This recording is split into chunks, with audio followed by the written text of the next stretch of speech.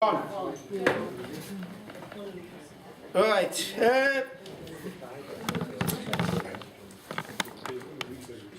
They called her Big Sal. Well, they would do, wouldn't they?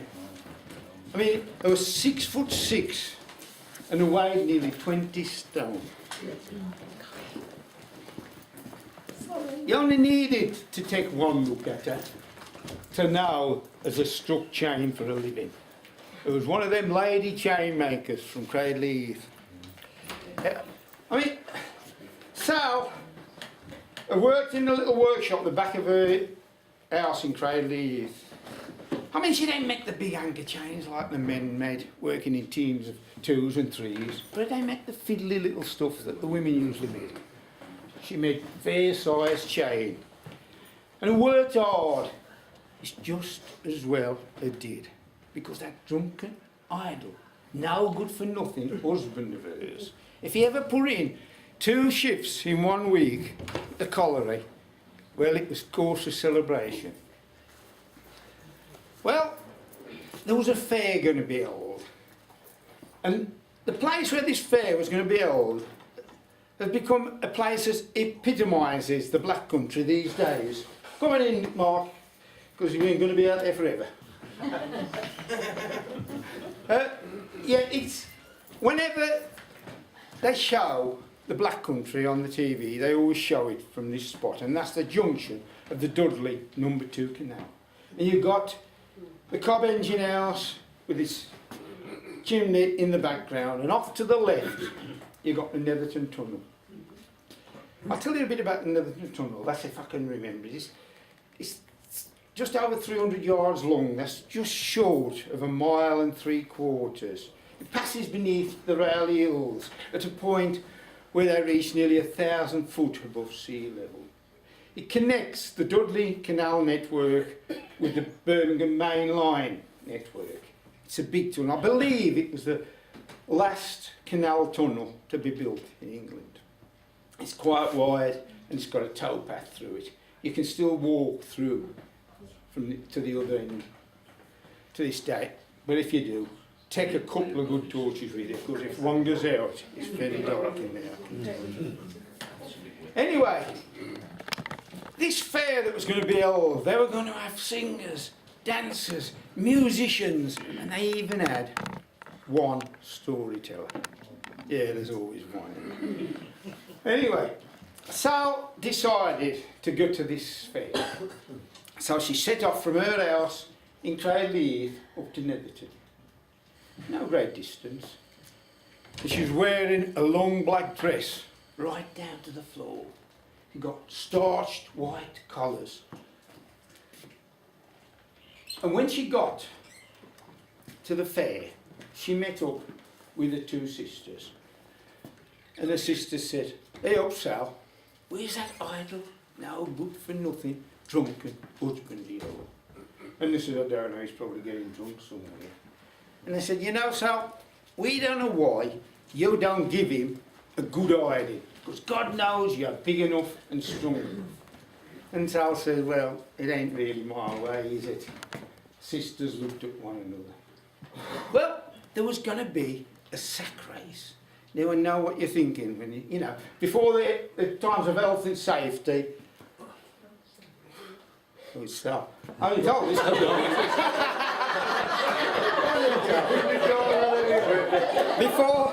Before the times of health and safety, you know, the kids used to get in the old sugar sacks and jump up and down. Well, this was going to be nothing like that.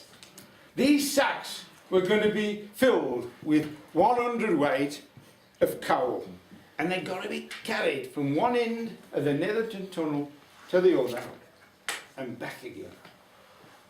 But they weren't going to go through the tunnel along the towpath, the easy way. Oh no, they were going to go up that steep incline to the very top of the Rowley Hills, then back down the even steeper incline down into Tibbydale to the Toll House, turn around and come all the way back. And there was a big joint of beef for the winner.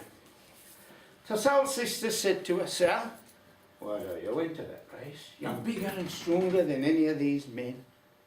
And Sal said, Well, I would, but it's threepence to enter, and I only got a penny.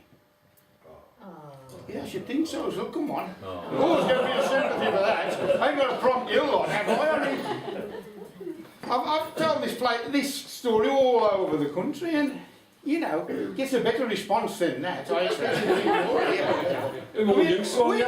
We rely on sympathetic, you know, and appreciative noises. Now get on course, storytellers, you know, let down. Anyway, the sisters weren't going to see her done down, so they each gave her a penny, and she entered that race.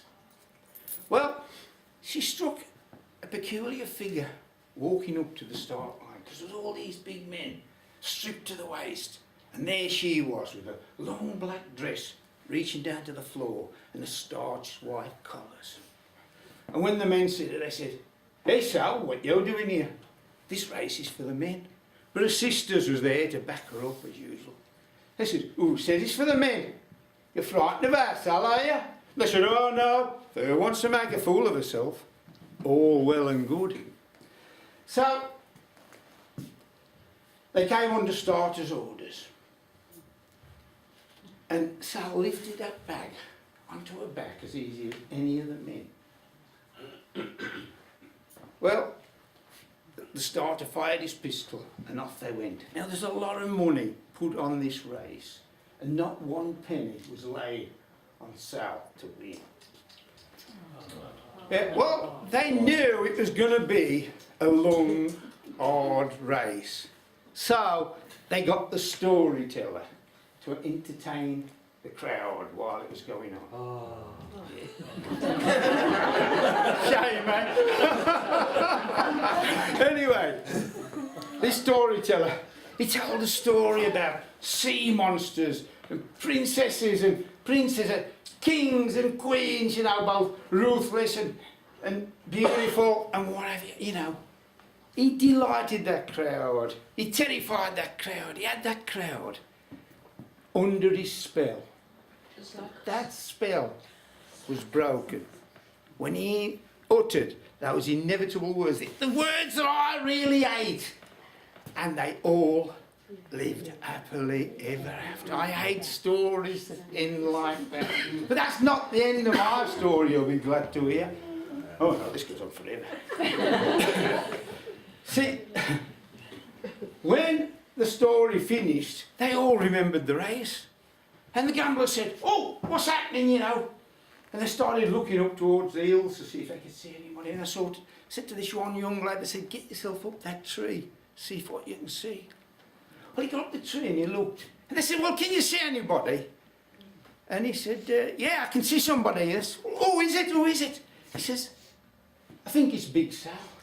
They said, "Oh, he's having us on, you know. Wait till we get our hands on you." But within about a few minutes, everybody could see, because quite a few contestants had come back into view then, and way out in the lead was Big Sal.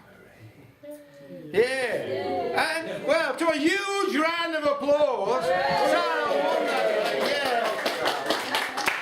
Well, Sal was happy, her sisters were happy. The bookmaker was happy. There were a lot of disappointed people, obviously, but anyway, she went up and she collected a prize, that huge joint of beef. She stuck it under her arm. And she said to her sisters, "I'm going home now and I'm going to put this in the oven to roast. If you come round tomorrow, you can have your share."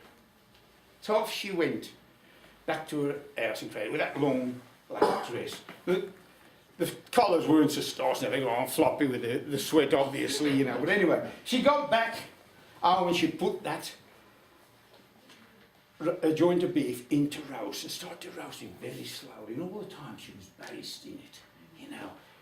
And the smell was fantastic. She could baste it away there. She put in some potatoes and some parsnips to roast, and she basted it down there, roasting away very, very. Yeah, I like telling this one on a Sunday lunchtime. Anyway, we were roasting away. And then a drunken idle, noble for nothing husband turned up.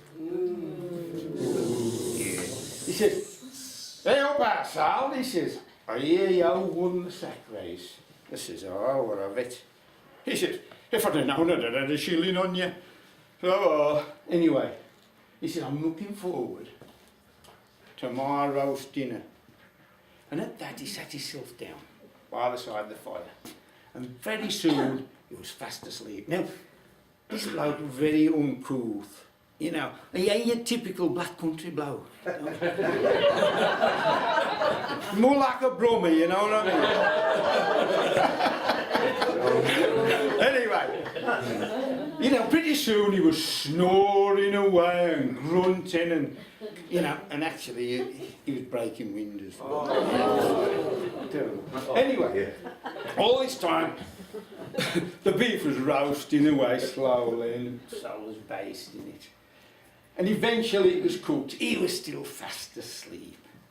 Anyway, I got that beef out and I cut it into 3 equal pieces. She wrapped 2 of them up in muslin and put them on the cold shelf for her sisters to collect the next day.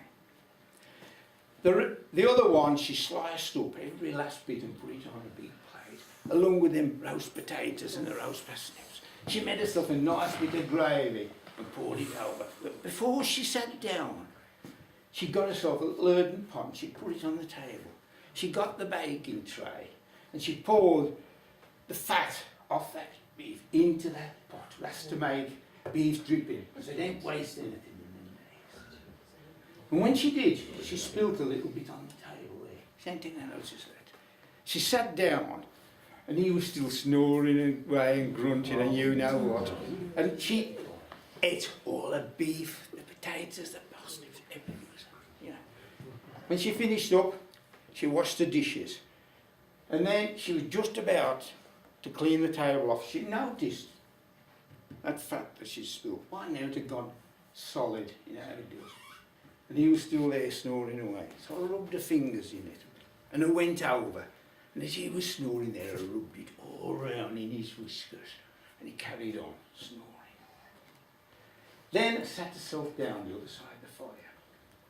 And after a while, he woke up and he went, all right, Sally says, I'm ready for my dinner now. I says, I'm ready for your dinner. I says, oh. I says, you've had your dinner, you silly old fool.